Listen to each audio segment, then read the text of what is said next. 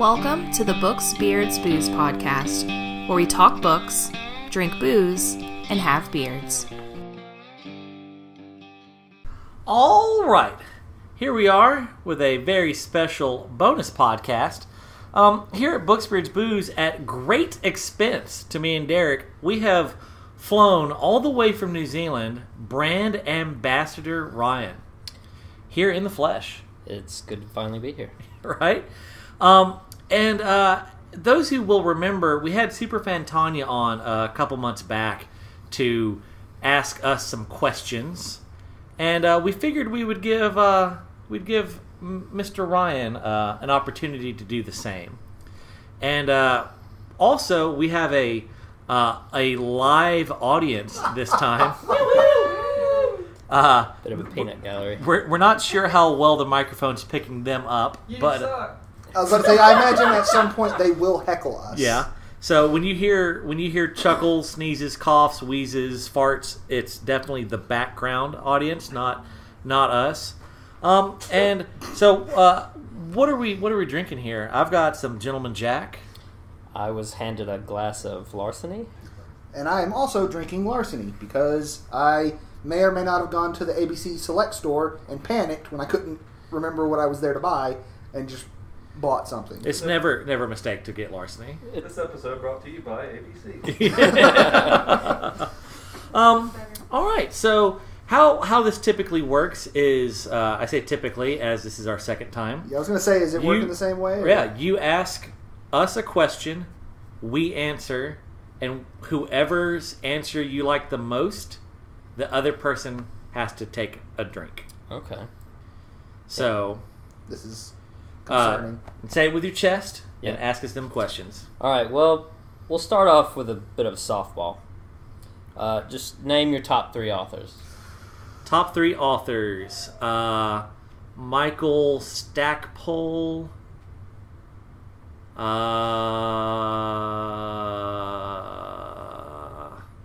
I'm saying Michael Stackpole is my literary hero. Guy Gavriel Kay, I think, writes the best prose out there.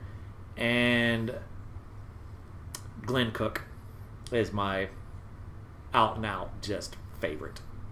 I'm going to go with Patrick Rothfuss, Robin Hobb, and Brandon Sanderson. Cool. Fuck, marry, kill those authors. Oh, okay. I don't know what Guy Gavriel Kay looks like, so I'm going to kill him. Michael Stackpole goes to a lot of cons, and I think I'd like that, so I'll marry him and I'll fuck Glenn Cook.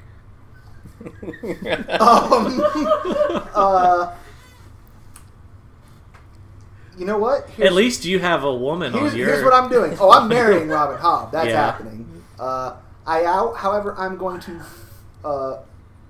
Keep going, I just have questions. I'm going to fuck Patrick Rothfuss. Because I can't marry Patrick Rothfuss. Because Are you going to fuck him or are you going to make love to him? Look, man, we do what we do. Okay, whatever he's down for. You know, he's the author. He's the published author. It's his Is choice. he going to fuck you? Look, man, you can't ask these questions after, like, that's a different question. You know, Leading the witness. Anyways, and then I would have to kill Brandon Sanderson. But I'm killing Brandon Sanderson to make way for Bob to sell books. There you go. There you go. Okay. Those are both cop-out answers. I think you should both drink. All right. What would it take for each of you to go clean-shaven this instant? I would do it for a book deal. No questions asked. Right now. A book deal with a... Like, not even reading the fine print. Like, here's a book deal. Well, hold on now. Because they can fuck you pretty hard in these things. Like a book deal where I don't get outright fucked. Like, outright proper fucked. I can take a little dickin', but only a little one. But I would do it for that. I would do it, my follow-up, for 2 acres of land within 5 miles of the Montgomery city limits. like a $5. I mean, I mean, I have a $5 bill in my wallet. I mean, Totally clean shaven? Nah, bro. Like to be. now to get me down to a goatee, I would just do that. We're talking like Totally baby clean? face. I mean, I Too many chins. Too many chins. so do I. But look, man, I'm getting a state job. I was already considering going clean shaven anyways, or I'm looking at getting one. So it's like whatever. If I don't have to, I'm not going to. But You don't have to. yeah, but I'm not really concerned. I think you have to drink on that one, Derek. That's fine. Oh no, guys, I have to drink this whiskey. Oh. All right. We probably all know people that have experienced this. So, how do you feel when you hear news of authors or other artists reaching critical acclaim with their first piece of work right out of the gate without many years of hard work and persistence that others have had to suffer through?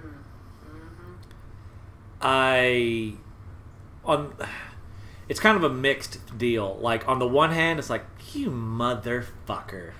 You fucking cock nugget. But at the same time, it's like, I would happily have that happen to me. So I can't really legitimately get a hate on for him. It's like, get yours, boo. Get yours, however, whatever it takes.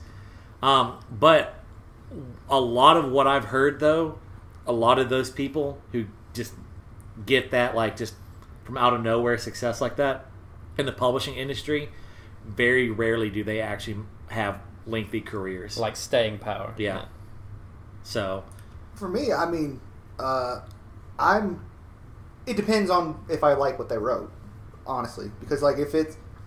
I don't care as long as they're good. I don't care how hard they've had to try as long as the book is good. So as long as they're talented, I'm like, fuck yeah, this is awesome. So you're saying if someone wrote their first novel and it was a just critical success, but it wasn't something that you were particularly interested in, you feel no emotion either way? No, not really. Because it's just not for me. And it's not a big deal. I'm glad somebody's doing well, but... Okay. Well, we should just all drink to that one. This Jack is gone awry somewhere. This does not taste right. What fictional food do you most want to try?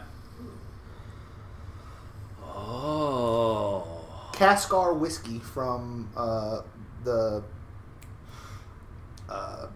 books that we were just talking about, Kings of the Wild. Okay. Does whiskey count as food? Sure. Yeah, it's the water of life. Yes. Goes in your Yeah. mouth, you swallow it, Sure. it's food. What is... Are you a co-host on this podcast? Because I'm having doubts. Look, I know it's one of my food groups. I'm just saying, I don't know. For me, I can't really say... Like, okay, this is kind of weird to put it this way, but the Redwall books, every Redwall book, I swear, has 40 pages in each one where they talk about a feast and feasting, and it'll be like, they cooked up this delicious scone, this pastry, this cake, yada, yada, yada. And, like, I didn't have a for real scone until I was in my late 20s, I've never had one. I think. Maybe early 30s. They're shitty biscuits. With the way I always imagine them, I want to eat a Redwall scone as I've always envisioned it. Because real scones have been kind of like a bootleg croissant, kind of. And I like Even for Panera. I like croissants.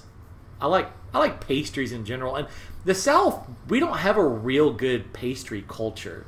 Not for real. Like We just put honey on Honey a biscuit buns. and call it a honey day. buns. Yeah. Our pastry culture comes out of vending machines. No, sir. We make, like, sweet potato pie and... That's not a pastry, that's a pie. I'm talking about, like, scones and Danishes and stuff like that. Like, the only place I can think You of know off the why? top of my Because head that is... shit's bush league compared to a full pie. Well, sometimes you can't eat a full pie. Sometimes you just want a scone. You know what, Bob? That doesn't mean you don't try. I don't know, but yeah, I've never had... I feel like I've never had, like, good for real scones, and these were always, like, handmade by little squirrels. So I want a squirrel-made scone. You know what? Now, if you're going to do that, do you want a squirrel the size of you to bake it, or are you just going to get It's a really never... tiny scone? All right, so quick aside about the Redwall series. They never say the size of the animal. Well, all right, so the first book, the first book, Red Wall, the invading army of rats rides in a horse-drawn wagon that it's made Full pretty size? clear is a full size, because it's like this wagon filled with hay has like 500 rats in it, so it's pretty clearly a full size wagon. That is after that, it's made abundantly like ambiguous. Like there's never any mention ever of horses or anything human in the Redwall series. So it's like he almost like retconned out the humanity from Redwall. So if you go by Redwall, they are accurate to the size of us. But if you ignore Redwall, it's kind of implied that they are human-sized. So either one, I don't care. If the scone is tasty, I don't care the size of the hands that made it. I mean, if it's like that big, you'd have to have like a whole bunch of them. That's what I was saying. Well, I mean, a Cheerio is good, but I eat a whole bowl full of them. Is it though? Is it Yeah, though? Honey Nut Cheerios are the fucking bomb. I Like, agree. but is a Honey Nut Cheerio that good? It tastes the same as 80 Honey Nut Cheerios. No, I don't think it does.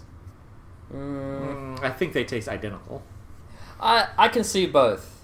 Like you get the essence. If you eat one Honey Nut Yeah. Cheerio, you get the essence of I understand what this tastes like. If you eat an entire bowl of them, Or even just a spoonful. it's a higher intensity of flavor. Yeah. I guess so. So we can shake hands on that one. So we can all drink. Yeah, we can all drink. I'll drink to that. Speaking of drinking, what is your holy grail alcoholic beverage? The one you most want to try but have yet had the opportunity. I'm going to say, what's the most expensive Johnny Walker? Is it Blue? Yeah. I want to say Johnny Walker Blue, now that I have had enough liquor experience to appreciate it. Like, because I've had a sip of it, but I had only just got into dark liquor at that point and had no, like, my point of comparison was Heaven Hill and Johnny Walker Blue. So, and it was like, oh, it tastes like whiskey, I reckon. So, it was a tiny amount as well. So, like, a glass of Johnny Walker Blue, I think. No. I know exactly what it'd be. It'd be that, the Heaven Hill that they just came out with. They came out with like a select. Yeah, it was. They had a rick house. Like all their rick houses burned down. Oh, yeah. And the whiskey that they saved, they turned into a Right. special release. Right. I would try that. That would be my holy, because that's like $400 a bottle. Right now, the old answer would have been a Pappy Van Winkle. I really want to try that. I wonder how good it actually is. Well, Have you had it? Peanut Gallery has had Pappy Van Winkle. And the peanut gallery is ambivalent. Yeah. How was it? I think it's until you hype. It's really because of the name. yeah. Okay, well, and that aside, that's what it has been. On a more reasonable something that I could find and actually purchase, I really want to try Talisker, which is. I figured you would have Scotch. said Suntory. No, I don't know much about that yet. I mean, I know it's Japanese. Yeah. And I know it's whiskey. Well, you don't know much but- about Japan, so I guess that's why I didn't make your list. Well, Throw it out to the Peanut Gallery, Chris. What's your holy grail? Isn't it drinking your age in Scotch? That's Isn't that what your I was thing? going to say. Yeah. But Yeah. but I did that in Dallas. I had the Macallan 30. Another thing you did in Dallas, that fuck, like go to a Bama game. Macallan 30 you had? Yeah. It was $300 for a glass of soda. Oh. Jesus Christ. You know, some folks got money. My dad. Yeah. That's rough. But no, I'd want a Talisker. Just when you think you're over something. There's a little bitterness in the room right now. That's an aside story that we don't need to get into here. Anyone else in the Peanut Gallery have their holy... I know y'all aren't real big liquor drinkers. No? Okay. All right. Okay. Kirkland's vodka. High That's aspirations. a Costco brand Oh, vodka. okay. But hey, I've heard a rumor, and I've heard it from multiple people who swear it's true that Grey Kirkland's it's Grey Goose. Yeah. So For better or worse. yeah, for better price. I kind of want to try that. What was it? Blackened? Or black... Oh yeah, Metallica's making Metallica's- making a whiskey. It's called Blackened, and part of the brewing Was process. it better 20 years ago? Do you Oh! Oh! Savage. That's real good. I don't know if it was, but they were. So Yeah, but no, they have a playlist of Metallica songs that they play into the barrel. Jesus. They use some kind of new Sonic technology, which is apparently a thing that I'm seeing a lot of Yeah. in the current market than people using that If you technology. break the EULA, does Lars Ulrich come after you? Probably. Okay. Moving right along. In your opinion, which all of these have been opinion based, Well, I mean, except mine are more factual, Right. but yeah. what is the Which most? makes it weird that it's wrong. In your opinion, what is the most overused trope in fantasy? What is the least used trope of which you are a favorite? Or have a... What is your favorite least used trope? All right, most overused trope to me is the like promised child, like the you are Yeah. destined, Prophesied one. yeah, prophesied one. Yeah, You're yeah. destined to be a success, and sometimes it works, sometimes it doesn't. But most of the time, even when it doesn't work, the story still works. But to me, it's a lazy kind of a cop out start. Like sometimes it makes perfect fucking sense for the book, but then other times, like if you had just really thought about it, you could have done it a different way, and it would have felt much less cliche-y and trope-y. My favorite trope is Your favorite least used trope. Like, what is a trope that Yeah. you love that hardly ever gets out there? I'm going to kind of say the group of people that all take on names, that assume names. Like how in the Black Company, they all take names when they enter the Black Company. Like they don't use their names. Like the assumed names kind of deal. I really like that trope. It crops up every so often. I actually use it in the fantasy series I'm writing. People, when they join this organization, they have the opportunity to take a fake name, and some do, some don't. So I like that trope. I like the whole fake name deal. So Cool. The right answer for the most overused one is the prophesied one. I mean, that's just the answer, Yeah. in my opinion.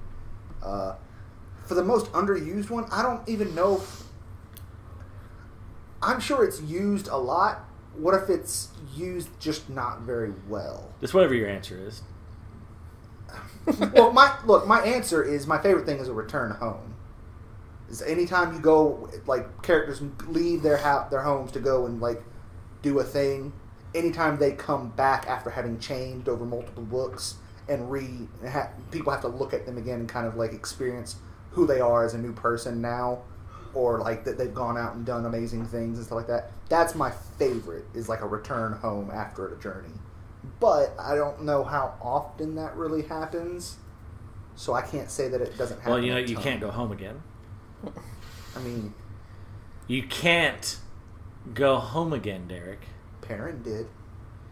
You know, that was kind of a shit show. No, that was the best part of those books. Low bar. Low No, bar. it wasn't. Okay. This is a wordy one, so stay with me. Would you rather enjoy a comfortable living and positive notoriety as an author writing in a genre that isn't your favorite, for example, young adult fiction or what have you, with pieces of work you aren't particularly proud of, never truly feeling fulfilled, or forever languish in relative obscurity, earning no significant wages as an author writing in a genre you love with works of which you are personally proud? The first one. The second one. I'm going to say this. For the first one, like, I don't chase trends or anything like that in fantasy, and I don't write outside stuff that I like, but I would not be opposed to it. Here's the problem with that. From my experience, you write outside of what you love, it shows. So it's people who chase trends tend to not make it because they're writing to fit the trend, not writing what they love, and it shows in the writing.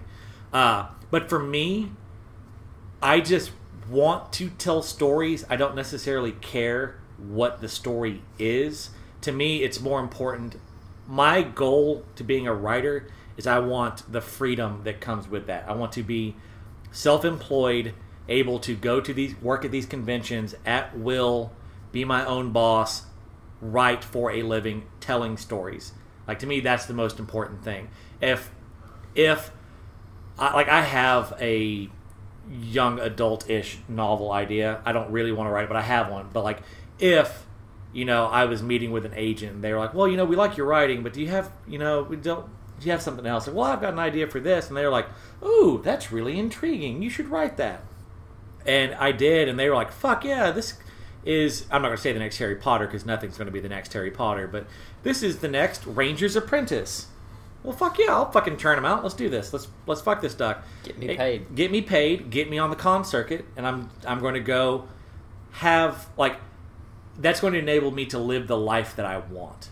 And I'm still going to write the stuff I love. It might not ever get published, but I will still be happy with what I've written.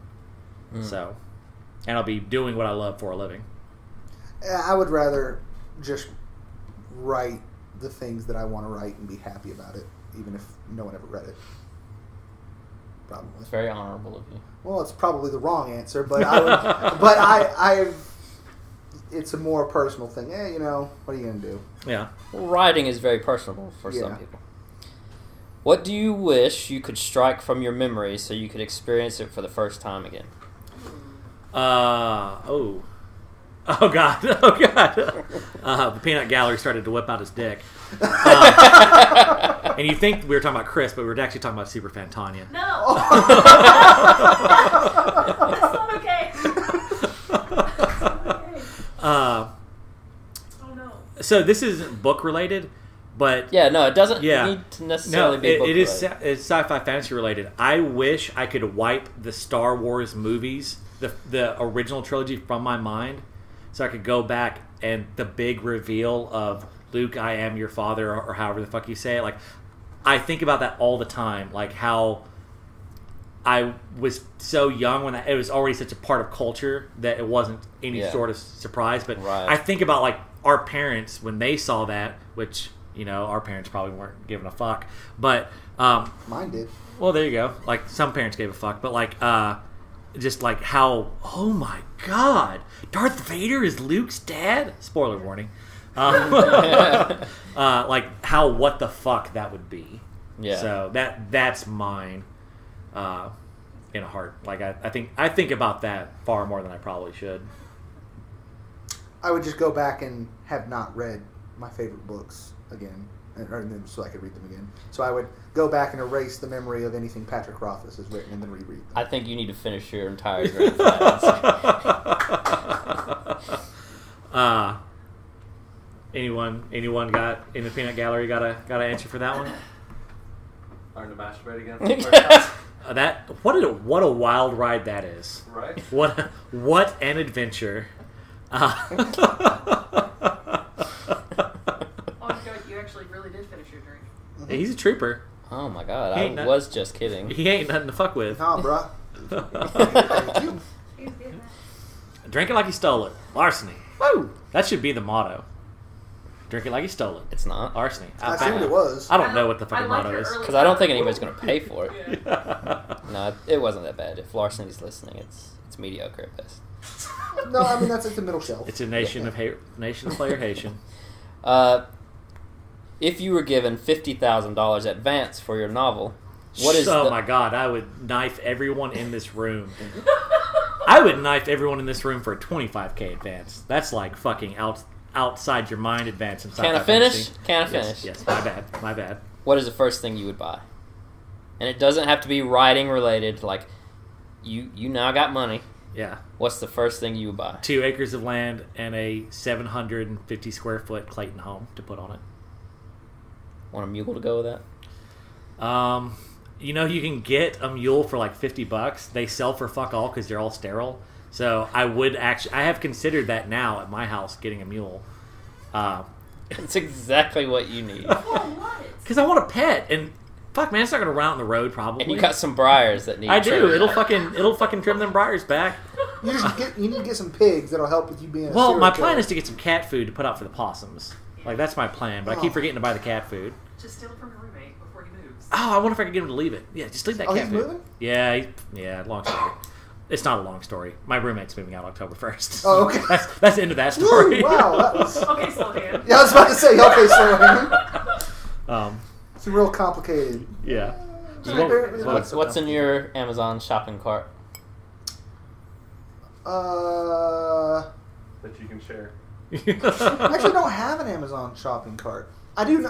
It's more of a metaphor. I know, but honest to God, when you said that, I started thinking, I was like, oh, maybe I should be irresponsible with the money. That would be fun. I don't know. I'd probably buy that bottle of Talisker I keep staring at. Call back. It's like $200 and something, and I'm just like, me and you, one of these days. Let's see. What are some I haven't asked? I think that's and Peanut Gallery, if y'all have some questions you'd like to throw out, you're more than welcome to. We've got... Just speak up. Yeah, we got about 5 minutes. I think that was actually all I had. Yeah. Sorry to disappoint. Oh, no, that's good. Okay, so brand ambassador Ryan. Uh-oh. Of all of the short stories, because I know you've listened to all the podcasts at this point because we're the best fans in the world. Right. Literally the world. Because Literally. I mean, the whole round... Only fans. Only, but best. Yeah, the whole round world is not flat. Yeah. Right. Well, I mean, I don't know. No. I don't know that settled science, but yeah. Okay, It is definitely round. Okay. What's your favorite short story from the short read Tall Glass? It's kind of a cop-out, but I think my favorite is the New Zealand author one, simply because it was so divisive. Like, not my favorite because of the story that it was, but my favorite for the discussion that it generated. Yeah. Okay. Drink.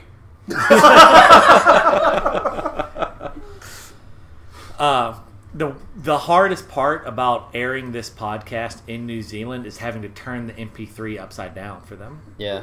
It adds an extra 20 minutes. Get the fuck out of your own podcast. That's awful. You're the worst. I have to go out and kick the sheep every time I want to listen to the podcast. Right? Just run the hobbits out the kitchen. Which I'm a little offended that I didn't get a hobbit when you came, but whatever. It would easily fit the carry-on. Yeah. They confiscated it at customs. Oh, fair. He gave it his absolute best. Couple quick questions for brand ambassador Ryan. What's your favorite liquor? I'm kind of a Maker's Mark. Yeah. Not too fancy, not highfalutin, but That's not almost what I bought tonight. embarrassing. You can bring it to a party and no one's gonna point at you. And Yeah, no one's going to shit talk Makers. no. I'm a fan of the rest of his Maker's Mark whiskey. Yeah, usually I like the top 2 glasses worth, and then I let Chris have the rest. And by let, he means it sits there for a whole week, and then Chris is like, well, obviously he's not Yeah, gonna drink obviously he's not gonna drink it. So. It's gonna go bad. Yeah. What is Do you have a cocktail you enjoy, or you... I typically have it neat or with 1 ice cube, but I'll never turn down a good old fashioned. Oh, okay. I got an old fashioned for you. The drink's good too. Oh, yes. There we go. What's your favorite book? Probably Hitchhiker's Guide to the Galaxy. Okay. Yeah. That's solid. Solid. Yeah. That one is probably my favorite just for the readability of it. You can, like, every 2 years you can go back and reread that one. The rest of the books in that series are shit, but the first book's they great. get progressively not as good. But favorite sci-fi book would probably be Larry Niven's Ringworld. Oh, yeah. That's Okay. That's a favorite. I haven't read that, but Larry Niven is pretty shit hot. I hear a lot about that. So It's that book it's being pretty good. hard sci-fi, but it's enjoyable. Have you read Foundation? I want to. You should. I haven't. It's good, and you know that's supposed to be HBO's big flagship. I was just going to mention Amazon has acquired the rights to Ringworld and a couple of other IPs that I can't remember at the top of my head, but they're going to develop series for them. Nice. And they've gone fucking all in on fucking Lord of the Rings. So I think that was it, actually. yeah, It was Lord of the Rings. They're doing and Lord of the Rings. Ringworld. They're going to do some serious money in that. They've invested like $1 billion into it. So it's crazy. So y'all thought you had a Hobbit infestation. And shit's about to get real down there. And cause, like he was telling me how to pronounce. How do you pronounce that place? Dunedin. That's not how you pronounce it either, but there's an actual Kiwi in the room, all brown feathers scurrying around. But that's from Lord of the Rings. They are what Aragorn is. Those rangers, they're called the how do you say the place? Dunedin. Dunedin? Dunedin. I thought that's how I said it. I've always said it Dunedin, so clearly that ain't it. Well, But I mean, you saying names wrong on this podcast. Oh, like are you're not- one to talk. I'm not. I don't make fun of myself for it. He self-deprecates about it. Well, Name a more iconic duo. I'll wait. I think. What's your favorite sci-fi fantasy movie? Alien. Oh, fuck yeah! Hit that rock, same. I'll have a sprained wrist. But yeah, no, it is simultaneously the best sci-fi movie and horror movie. Yeah. It is the best. And in this related vein, Predator is, I think, probably the second best action movie ever made. Yeah, the Predator series is... You said Alien, not Aliens, right? 'Cause Right. Aliens is more action. Yeah, Oh, Aliens yeah, is an that action Alien, movie. yeah. I have mixed feelings about the Predator series. Like, there's so much awesome that is there Yeah. for the taking, and they just can't get a decent movie out of Well, it. we've got a new one. It isn't like Key or Peele, one of them in it. So who that's knows? Yeah. Michael Key. Or Yeah, no, yeah. he's in everything these days. I feel like. Several weird commercials. Yeah. Like, I thought he was doing better than that. I don't know. Like, I like him, and he's in fucking everything. I guess he's just like going the Nick Cage approach of I will be in fucking everything. Mm. Just scattershot. Yeah. Yeah. Anyone? Any questions on the anything? Boxers or briefs? Commando, Boxers. boxer briefs. Yeah, actually. Yeah. Yeah. Some for everyone. Yes, I can agree. Yeah. So, haven't owned boxers in over a decade My now. favorite part about that is the fact that you are breaking company policy every single day you go to work. Am I supposed to wear underwear at work? It's Yeah. incredibly unhygienic. Well, it's not even just that. It's like it's actually on the dress code that you have to. Well, they're welcome to come check. No, they're really not though. All right, I think we've pretty well covered. I would like to award you this ribbon for your work in spreading the brand in New Zealand. Your labors have not gone unnoticed. Yeah, I told like 2 people, so there's a groundswell of And my understanding support. is one of them said they might check it out. I think they said that very dismissively, just to get me to go away. Yeah, so that's More effort than I put in. But here's an interesting fact about New Zealand. So to get like a platinum record in America, you have to sell 1 million records. You know how many records you have to sell in New Zealand to have a platinum record? 12? 15,000. Oh. That's it. So I feel like our odds of coming to quickly dominate the New Zealand podcast market, we've got 1 listener. We've got to be moving up the charts. We got 1 listener and 2 maybes. I mean, that's got to put us in at least the top 100. So I'd say and so. I guarantee you we're number 1 when it comes to Alabama-based literary alcohol podcasts. Probably. I mean, we're at least top 3. Gotta be. So, I hope. Anyway, Ryan, awesome to have you back. Cheers. Cheers. And as we go forth, as always, I challenge you to go forth and grow a great beard.